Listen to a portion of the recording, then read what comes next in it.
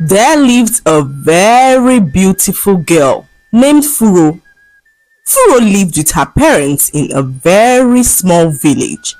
Her mother was once the most beautiful woman in the village, who was the delight of many, as all the eligible bachelors in the village wanted her to be their bride.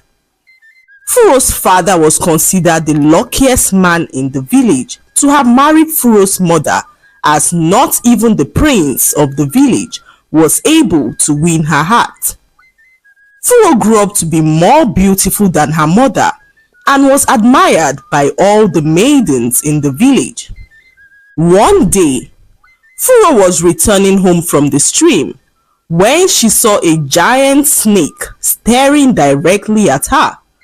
She was terrified, as she had never seen a snake that big in her life. The snake gently approached her, and Furo screamed at the top of her voice, shutting her eyes in fear. By the time she opened her eyes, the snake had gone, and Furo took to her heels as she ran back home in fear. Furo got home and told her mother what happened, and her mother comforted her, as she was glad that nothing had happened to her daughter. As days turned into weeks, strange occurrences began to take place. Furo would often find herself in dangerous situations, only to be miraculously saved by the snake. Once, Furo was about to step on a venomous scorpion when the snake appeared out of nowhere, hissing loudly to alert her. Furo caught sight of the dangerous scorpion and the snake hissing in front of her. She was so frightened and returned home. The thought of the snake could not leave her mind, and Furo wondered what the snake wanted with her. As night came, Furo retired to bed and had a very terrifying dream where she saw herself as a snake, hissing and moving next to the snake she had always seen in the bushes. She woke up terrified as she ran to her mother's room to tell her all about her horrifying dream. Her mother comforted her and assured her that it was only a dream. The next evening, Furo went to the forest to collect some firewood when the snake appeared in front of her. Filled with fear, she ran a short distance and noticed that the tree branch above where she was just standing fell to the ground, missing her by mere inches. Furo turned to look at the snake and noticed that it slithered away quietly without harming her. In a state of confusion, Furo decided to follow the snake, as it was well evident that the snake was there to protect her and not to harm her. She followed the snake quietly as it guided her to its cave. Furo lacked the courage to approach the snake, so she ran back home in fear. Little did she know that someone had trailed them from behind when she heard her scream. A maiden in the village named Firi had heard Furo's loud scream and rushed to check what it was when she saw Furo and the huge snake staring at each other from a distance.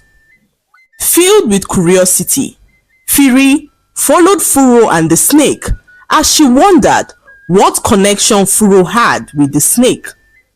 Firi then decided to peddle rumors in the village, saying that Furo had some dark powers that made her control snakes. She told the villagers how a snake in the forest saved Furo from a falling branch. Firi's gossip quickly spread through the village like wildfire. Whispers and hushed conversations erupted, with some villagers becoming suspicious of Furo. They wondered if Furo was in alliance with dark forces, whilst others believed it was simply a desperate attempt by Firi to discredit Furo out of jealousy. This, however, did not deter the young men in the village who had intentions of seeking for Furo's hand in marriage. Furo was by far the most beautiful maiden in the village, and the men were all blinded by her beauty. A young man named Tamuno came to ask for Furo's hand in marriage. Tamuno was a very handsome farmer with a great track record in the village. He met Furo at the last concluded festival, and since then they have been spending time getting to know one another. Furo had rejected all the marriage proposals from other eligible bachelors in the village, as Tamuno promised to marry her. Tamuno met with Furo's parents and family and declared his intention to marry Furo, and a date for the marriage introduction was set. Furo fantasized about her life with Tamuno, as he was everything she had ever dreamed of. The day of the marriage introduction arrived, and Furo looked absolutely beautiful. Everyone gathered to witness the marriage ceremony when suddenly the huge snake slithered into their midst, scaring everyone away, including Tamuno, who never spoke to Furo again. This broke Furo, as the whole village avoided her, believing she had some connection with some dark forces. Furo ran away from her village to live with her mother's best friend, Ibinye, who was her godmother, living in the neighboring village.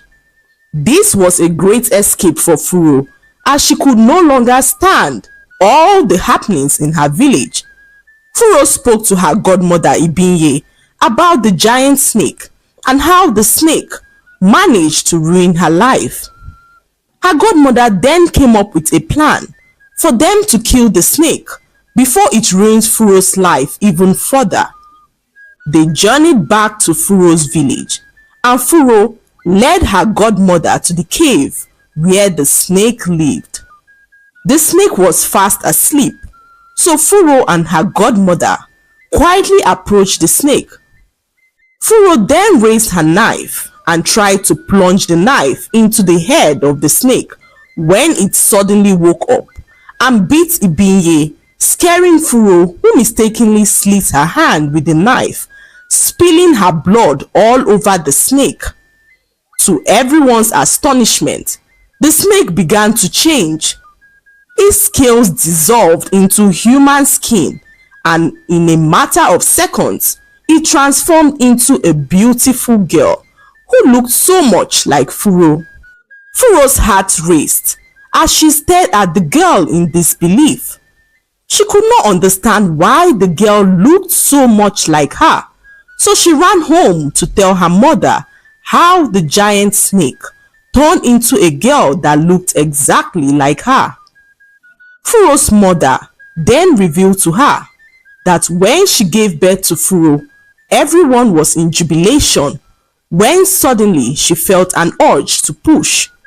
She pushed once more, and a snake came out, scaring everyone in the room.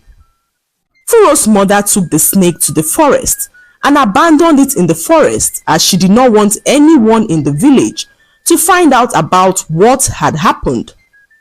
Overwhelmed with emotions, Furo and her mother returned to the forest to find the girl. When they arrived at the forest, they saw the girl, who looked frightened and confused. Next to her was Furo's godmother Ibinye, who was now acting weird. She had run mad, and when she saw Furo and her mother, she began to make shocking revelations. She revealed that many years ago, Furo's mother took something that belonged to her. She said to Furo, "Your mother and I were best of friends, and I was in love with a man who fell deeply in love with your mother. Out of jealousy, when I heard that your mother was pregnant for you, I visited an evil juju to turn your mother's unborn baby into a snake. Little did we know that your mother was pregnant with twins. When your mother gave birth, I thought the charm did not work, as she had a healthy baby. Little did I know that one of her babies came out as a snake. I only got to find this out when you told me about the snake that had been appearing to you in the forest. I visited my juju man and he revealed to me that that snake was your mother's second child. I then decided to come up with a plan to kill the snake to hide my tracks. Furo's godmother said as she began to laugh so loudly.